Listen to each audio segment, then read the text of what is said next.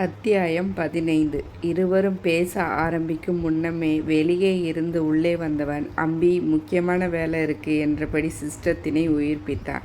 Flashback சொல்ல வந்துச்சு அந்த பிள்ளை. நீ என்னடானா அதை சொல்ல விட மாட்ற. இதெல்லாம் கொஞ்சம் கூட நல்லா இல்லை. ஃப்ளாஷ்பேக் கொஞ்சம் கூட நல்லாவே இருக்காது. நான் உன்னை காப்பாற்றினதான் நினச்சி சந்தோஷப்படு. ஆக்சுவலாக என்ன விஷயம் நானே சொல்கிறேன். அந்த எம்பி இருக்கான்ல, டேய், அம்பியை பற்றி கேட்டால் எம்பியை பற்றி சொல்கிற. இவளை பற்றி சொல்ல ஒன்றும் இல்லை.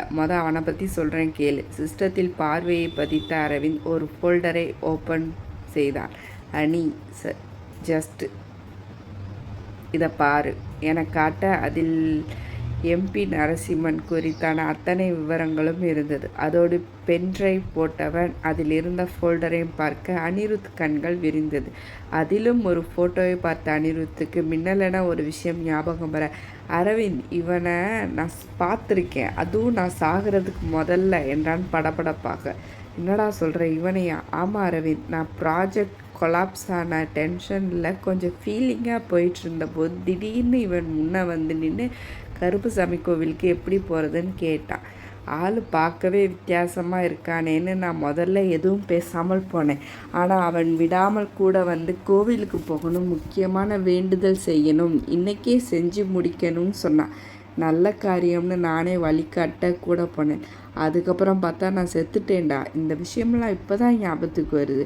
அப்படின்னா இவனுக்கும் என்னோட சாவுக்கும் ஏதாவது சம்மந்தம் இருக்குமாடா? இவன் எதுக்காக கருப்பசாமி கோவிலுக்கு வரணும்? எல்லாரும் ஏன்டா கருப்பன் கோவிலையே டார்கெட் பண்ணுறாங்க? இந்த ரிஷி பிரம்மதேவ் கூட நைட்டு அங்கே தானே ஏதோ பண்ணினா. அங்கே என்ன தாண்டா இருக்குது? வற்றாத சுனை இருக்குது. அம்பி முந்தி கொண்டு பதில் சொன்னான். அதுக்காக தான் இத்தனை வேலையா? அந்த சுனை மட்டும் இல்லை, சுற்றியுள்ள எல்லாமே தான் டார்கெட். ஆக்சுவலாக எம்பி பிளானே வேறு. இதோ இதை பாரு. என்னடா இது? இதுதான் கருப்பன் கோவிலை அபகரிக்க வந்திருக்கிற ட்ரஸ்ட். இது எம்பி நரசிம்மனோடது. பட் அவனோடதுன்னு யாருக்கும் தெரியாது. இதில் ஒரே ஒரு டவுட் என்னென்னா, அந்த ரிஷி ஏன் இதில் இன்வால்வ் ஆகியிருக்கான்னு தான் கொஞ்சம் குழப்பம். அதையும் சீக்கிரமாகவே சரி பண்ணிடலாம். இந்த மூக்குத்தி அம்மன் படத்தில் நான் வருவான்ல ஒருத்தன், அந்த சாமியார் மாதிரி இந்த கருப்பசாமி கோவில் ஆட்டையை போட்டு ஒரு பெரிய கார்ப்பரேட் அரசியல் இங்கே கொண்டு வரதுக்கு வந்தவனாக இருப்பானோ? போலி சாமியார்னு சொல்ல வரையா? அம்பி கேட்கவும். அவன் போலி சாமியார் கிடையாது அம்பி. மந்திரங்கள் எல்லாம் கற்றுக்கிட்டவன். அவன் எம்பி கூட இருக்கிறதுக்கு வேறு ஏதோ காரணம் இருக்குது. அரவிந்த் யோசனையில் இருக்க, அங்கோ விக்கி அந்த உருவத்தினை நோக்கி செல்லும் போதே மூளைக்குள் எதுவோ இடறியது. உடனே அரவிந்துக்கு ஃபோன் செய்தவன், அரவிந்த், நேற்று கோவிலுக்கு யார் யார் வந்தாங்கன்னு கண்டுபிடிக்க முடியுமா என்றான். என்னாச்சு விக்கி? நான் ஒரு விஷயத்த மறந்தே போயிட்டேன். அந்த மண்பானையில் விஷம் கலந்த தண்ணீர் இருந்ததில் யார் என சொல்லும் போதே 5 மணி நேரம்தான் விக்கி டைம். அதுக்குள்ளே இறந்துடுவாங்க தானே? அப்படி பார்த்தா யாரும் இறந்த மாதிரி நியூஸ் வரல. ஸோ கவலை வேண்டாம் என்றான் இவன். இல்லை அரவிந்த், நான் அதுக்காக கேட்கல. நேற்று யார் யார் கோவிலுக்கு வந்தாங்க என்னன்னு மட்டும் கேட்டு சொல். ஏன்னா எல்லாருமே தண்ணி எடுத்து குடிக்க போகிறதில்ல. அப்படி இருந்து விஷம் கலக்கியிருக்காங்கன்னா அதில் ஏதோ ஒரு விஷயம் இருக்கணும். சரி, நான் கேட்டு பார்த்துட்டு சொல்கிறேன். ஃபோனை வைத்ததும் அனிருத், யார்? விக்கிப்பாவா? என்ன சொன்னாங்க என்றான். கோவிலுக்கு யாராவது நேற்று வந்தாங்களான்னு செக் பண்ண சொன்னாங்க. நான் பார்த்து சொல்லணுமா? நீயா? நீ என்ன பார்ப்ப? அது என் பவர் யூஸ் பண்ணி.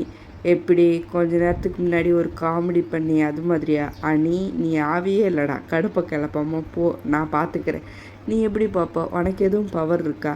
இருக்கே, மேன் பவர், பிரெயின் பவர். அதெல்லாம் ஆவியான்னு உனக்கு புரியாது. அப்படி ஓரமாக நின்று வேடிக்கை மட்டும் பாரு என்றவன் தனது மொபைலிலிருந்து யாருக்கும் அழைப்பு எடுத்தான். அழைப்பு ஏற்கப்பட்டதும், அர்ஜுன், வீட்டு சிசிடிவி செக் பண்ணி கருப்பன் கோவிலுக்கு நேற்று யாராவது போனாங்களான்னு சொல்லேன். அரசன் ஈவினிங் மேலே போயிருக்கான். அவனுக்கு முன்ன வரைக்கும் யார் யார் போனதுன்னு சொல்லு. வெயிட் பண்ணு, சொல்கிறேன் என சொன்னவன் 1/2 மணி நேரம் கழித்து சொன்னான். நேற்று 3 பேர் போயிருக்காங்க அரவிந்த். அவன் ஃபோட்டோ அவனுக்கு வாட்ஸ்அப் பண்ணுறேன் என சொல்லவும் சரி என்றான். அதிலிருந்து அனிருத் சொன்னவன், இவன் அவனில் அனிருத் கேட்க, ஆமாடா என்று சொல்லி அடுத்த 2 ஃபோட்டோ பார்த்தான்.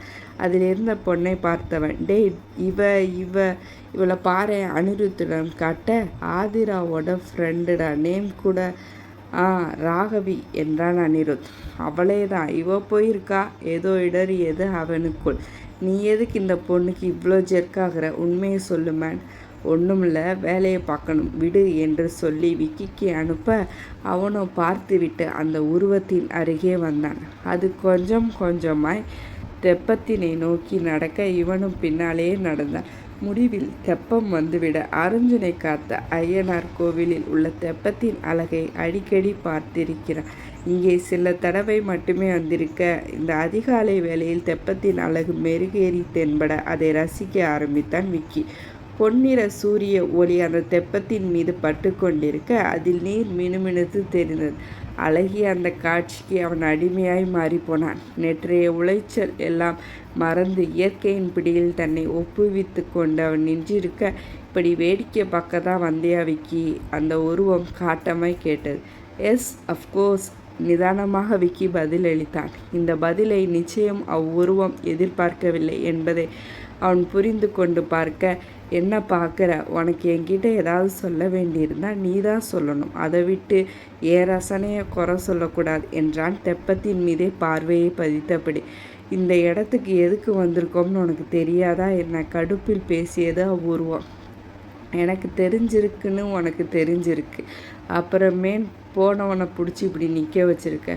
அது அந்த ரிஷியை நீ சாதாரணமாக நினச்சிடாதா, அவ்வளோதான் சொல்லுவேன். இன்னும் கொஞ்சம் அதிகமாகத்தான் சொல்லேன். நான் வேண்டான்னே சொல்ல போகிறதில்ல. உன்கிட்ட போய் பேச வந்தேன் பாரு, என்ன சொல்லணும். சட்டென்று நகர மறையலாம் மாட்டியா? நீயும் அனிருத் மாதிரி தான் டம்மியா என கலாய்க்க கோபத்தில் சட்டென்று மறைந்ததும் மட்டும் அல்லாது அவனை அப்படியே தெப்பத்தினுள் தள்ளிவிட்டு சென்றிருந்தது அவ்வுருவம். அட பாவி ஆவி! விழுந்த வேகத்தில் உள்ளே சென்று தரையை தொட்டவன் மேலே வந்து மீண்டும் உள்ளே சென்று சில நொடிகள் கழித்தே வெளியே வந்தான். அவனது கையில் சின்னதாய் ஒரு பெட்டி சிக்கி இருந்தது. கரை மீது அமர்ந்த விக்கி அந்த சின்னஞ்சிறு பெட்டியினை இப்படியும் அப்படியுமாக திருப்பி திருப்பி பார்த்தான். அதன் மீது நுண்ணிய வேலைப்பாடுகள் இருந்தது. அதுவும் இல்லாது ஒரு பாம்பு உருவம் பொறிக்கப்பட்டிருந்தது. அதன் நாவும் மட்டும் அவ்வளவு நீளமாய் செதுக்கப்பட்டிருக்க அதையே ஆச்சரியமாய் பார்த்து கொண்டிருந்தான். விக்கியின் வீட்டில் அனைவரும் சமையலறைக்குள் இருக்க யாழினியும் விக்கியும் மாற்றி மாற்றி தோசை ஊற்றி கொண்டிருக்க ராவணனும் அரசனும் உட்கார்ந்து சாப்பிட்டு கொண்டிருந்தார்கள். அரவிந்த் வர்றேன்னு சொன்னானா? இதோ அரவிந்த் வந்துட்டான் விக்கி என்றவாறு அரவிந்த் உள்ளே வந்தான். வாடா, முதல்ல சாப்பிடு. அனிருத் எங்க? அவன் வரும் வழியிலே கலந்துக்கிட்டான். என்னன்னு தெரில. சரின்னு நான் முன்னாடி வந்துட்டேன். அவனுக்கு என்னடா வேலை இருக்குது தனியாக போகிறதுக்கு? அவன் அடிக்கடி ஆவிங்கிறதே மறந்துட்டு சுற்றுவானே. அது என்னவோ உண்மைதான். அது சரி, காலங்காத்தால் ஒரு ஆவி உன்னை கூப்பிட்டுச்சே, பேசிட்டியா நீ? ராவணன் தோசையை உள்ளே அனுப்பி கொண்டே கேட்க, டேய், இந்த தடவை கூட வந்து சேர்ந்த எந்த ஆவியும் சரியில்லைடா. ச்சே, என்ன பாவம் பண்ணேன்னு தெரியல. இதுங்கக்கிட்ட மாட்டிக்கிட்டேன். ஒரு ஆவியும் ஆவிக்கே உரித்தான தோரணையில் இல்லை. நான் தான் அடிக்கடி நீ ஆவின்னு ஞாபகப்படுத்துகிறேன். என் நிலைமையை பார்த்தியா என்றான் விக்கி சோகமாக. இந்த நேரம் அந்த ஆவியோட ஜாதகம் முதற்கொண்டு கறந்திருக்கும் விக்கியின் வாயிலிருந்தா இப்படியான வார்த்தைகள் வருது? நம்ப முடியவில்லை. இழுத்து ராவணன் சொல்ல, ரொம்ப பண்ணாதரா, தோசையை சாப்பிடு என்று வைத்தான் விக்கி. சரி, ஆவிகிட்ட பேசுனியா இல்லையா? ஏதாவது புதுசாக தகவல்?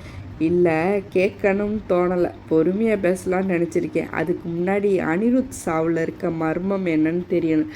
ஏன் அரவிந்த், அந்த ரூம்குள்ளே அனிருத் போயிட்டானா? அவன்கிட்ட ஏதாவது சொன்னியா நீ? பேசிகிட்டு இருக்கும்போதே நீ வேலை ஒன்று கொடுத்தே விக்கி. அதை பார்த்துட்டு அந்த பொண்ணு ஃபோட்டோ பார்த்தோம். அப்புறம் வர்ற வழியில் அப்படியே போயிட்டான். எதுவும் சொல்லலை. எங்கே போக போகிறான்? எப்படியும் இங்கே வரத்தானே செய்யணும். எல்லாரும் சாப்பிட்டு முடிங்க, உங்ககிட்ட ஒன்று காட்டணும் என்று விக்கி சொல்ல அனிருத்தோ அந்த ராகவியின் வீட்டினை நெருங்கியிருந்தான். சேட்டை தொடரும்.